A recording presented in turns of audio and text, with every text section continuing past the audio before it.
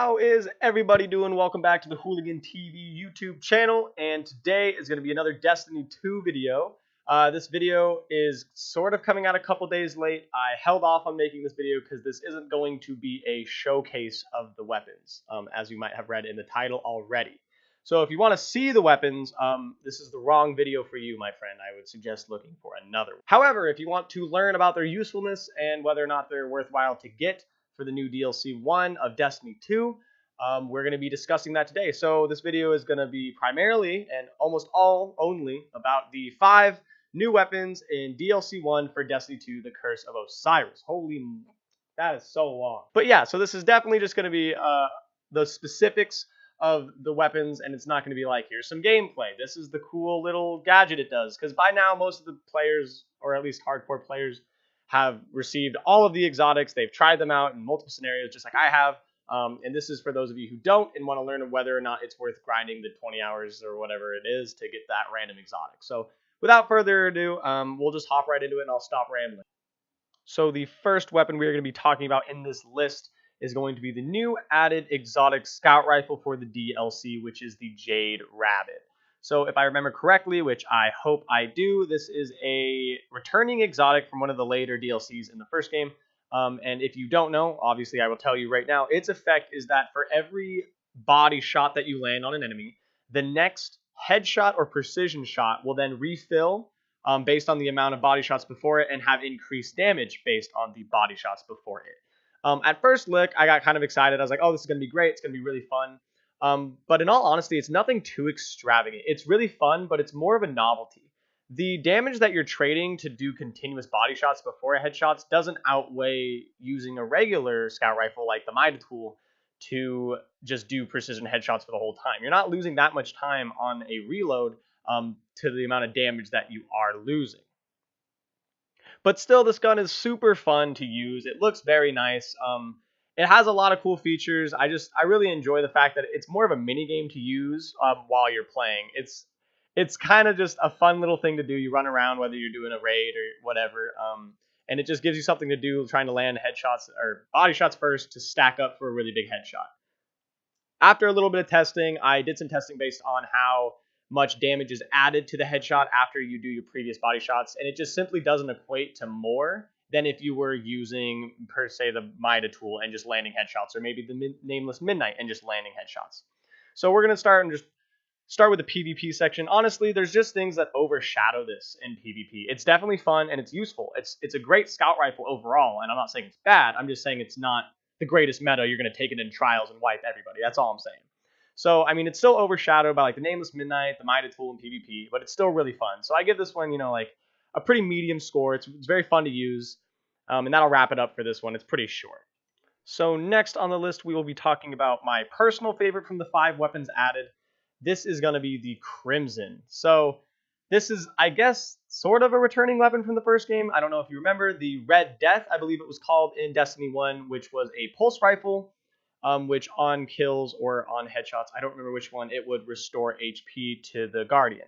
So this is pretty much the exact same thing. It is now a triple burst hand cannon. So let me say to start off, that in the first place is fantastic. So what the Crimson does is, just like in the first game for the Red Death, precision kills, they heal the Guardian, and as well as precision kills also reload the entire magazine.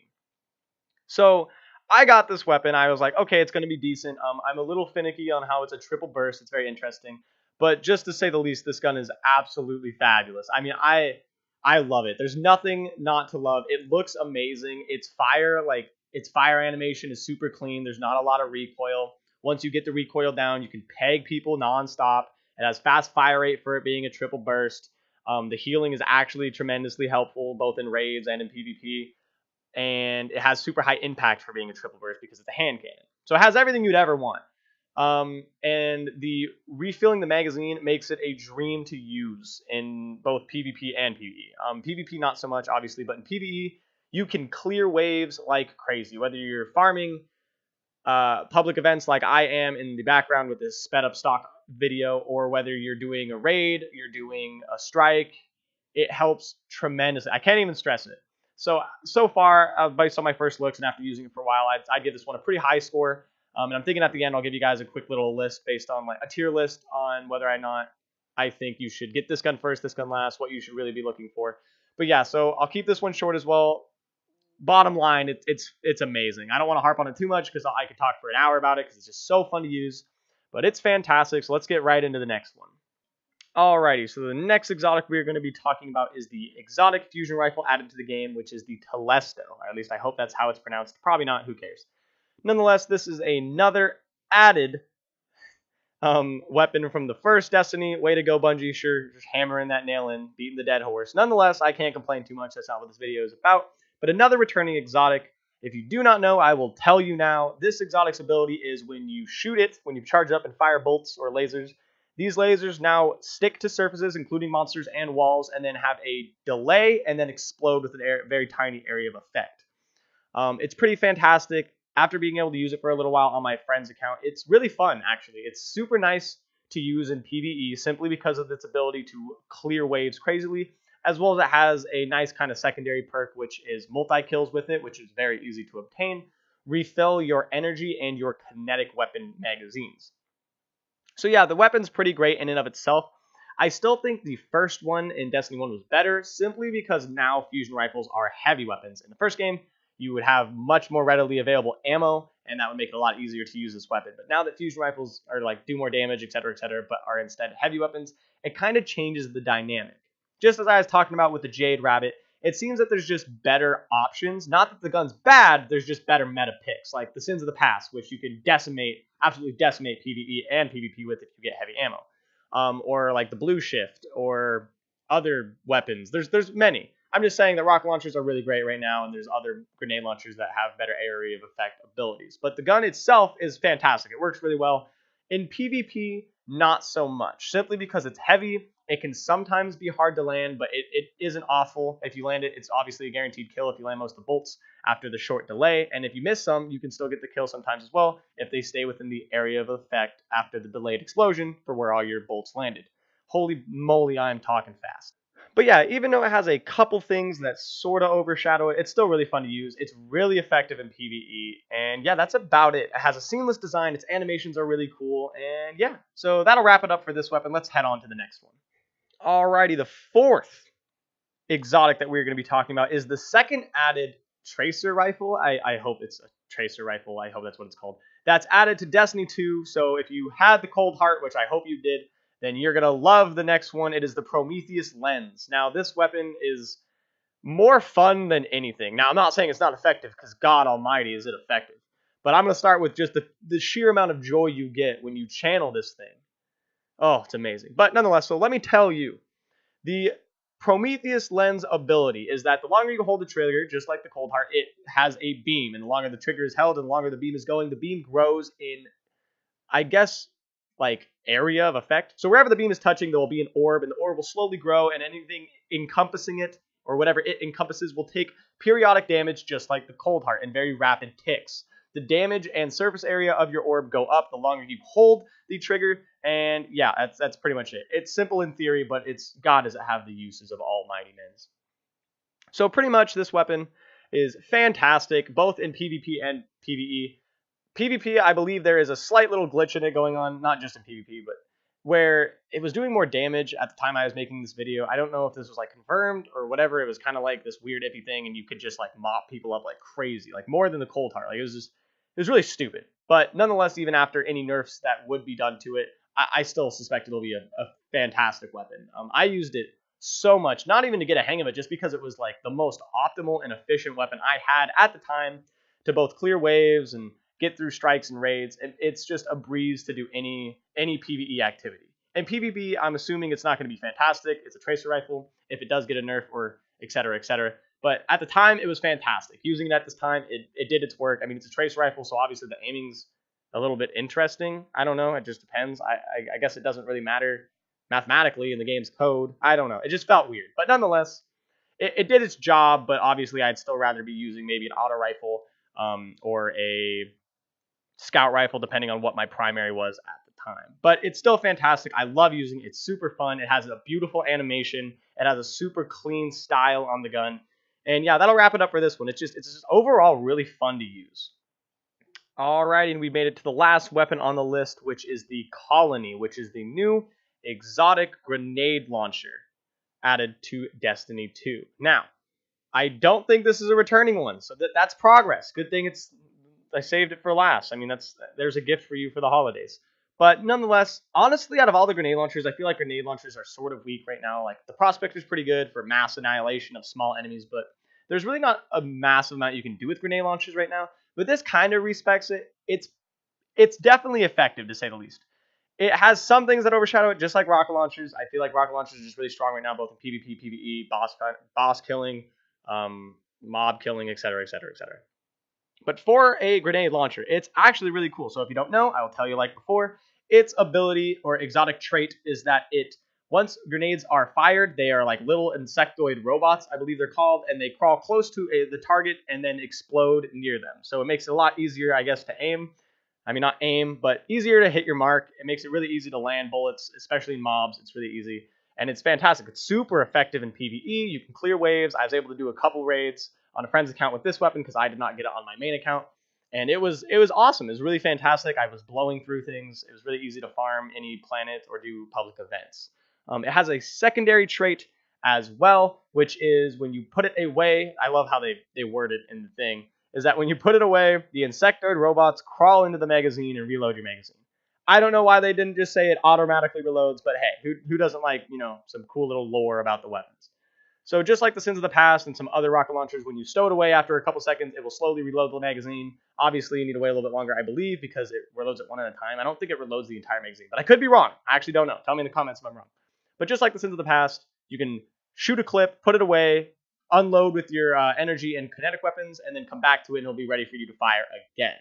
So overall, it's a pretty fantastic weapon. Obviously, it works well in PvP because it has a high clip, or at least higher than rocket launchers. It's really effective in PvE for clearing mobs, and overall pretty awesome. So it works out really well. It's not, like I said, the greatest, but it definitely gets the job done. And overall, they did pretty good job on all 5 of the exotics. I really enjoyed them. They were all really fun to use, even though half of them were, recaps from the previous game and DLCs. But it was still awesome. I really enjoyed it. So now we're going to walk into something different in the video. I'm actually going to rate them simply because I feel like you should know which ones you should really be looking for, because some of them are better than others, and I'll explain that in just a bit. Alrighty, so I'm going to give you guys a pretty fast, simple tier list of which ones you should be looking for. So we're going to start with number 5, the one that I really don't care that much about. It's going to be the Jade Rabbit. I'm not saying this weapon's bad. I'm not saying that if you have it, you shouldn't use it. I'm just saying that there are things that overshadow it, such as the Mida tool, the Nameless Midnight, and even some other primary weapons that you can use over this that will give you the same effect without having to use up an exotic slot. It still works out great. Its trait is really fun, but it's really not needed within the game. So next up is going to be number 4, the Telesto. So this is above Jade Rabbit simply because it's kind of the same thing. You don't really need sticky bombs that have a delayed explosion. It's really fun to use. It has a nice style. Everything's awesome about it. But there's just better alternatives into the game because it is a heavy weapon. You don't need to use your heavy slot. You can use the Sins of the Past. You can use a grenade launcher. You can use a shotgun if that's your fancy, to have that same effect both in PvE or PvP depending on what you're playing. So this is when it kind of got hard to distinct the next 2 from each other. Number 3 on the list, I put the Colony, simply because there's not a lot of like super duper good grenade launchers out there right now. I don't think they're really powerful, but this kind of changes that. It's not only a blast to use, but it's actually effective both in PvE and PvP settings. And I mean that to the fullest. If you really like the style of using a grenade launcher, if you like having an AoE, but also like having a faster fire rate, unlike rocket launchers, then by all means, you should really farm for this one. That's why it's number 3 on the list. It's effective. It's pretty much a versatile weapon. Obviously, it's not the greatest one out there, but if you're looking for a good medium, I definitely would shoot for this one. So number 2 out of the 5, I put the Prometheus Lens. Most of the people already have it because it was, I believe, for sale the first week the DLC came out from Xur. But if you don't have it, I only put it this high because it's simply just busted right now. It has so much damage potential both on one target as well as multiple targets, and you can keep that thing going forever because it restocks ammo when you get kills and etc. I don't know exactly how it works. I don't remember. I haven't used it in a couple days while doing research, but that thing can just be channeled like no one else. I mean, that thing, you can clear waves like crazy. You can farm public events for hours on a whim. You can run through the raid, do it killing ads. It's really great. It's amazing. It does what it needs to do, and it's an energy weapon, so it's not hard to find ammo for. That's why it's number 2 on the list. So that obviously leaves the last one. If you can all count and do, the order of elimination or whatever it's called, I don't even know what I'm saying anymore, is the Crimson. So number 1 is the Crimson for several reasons.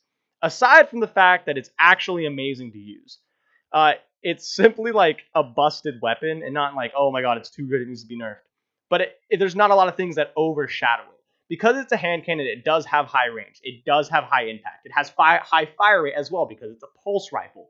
It heals you on precision kills. It refills the clip on precision kills.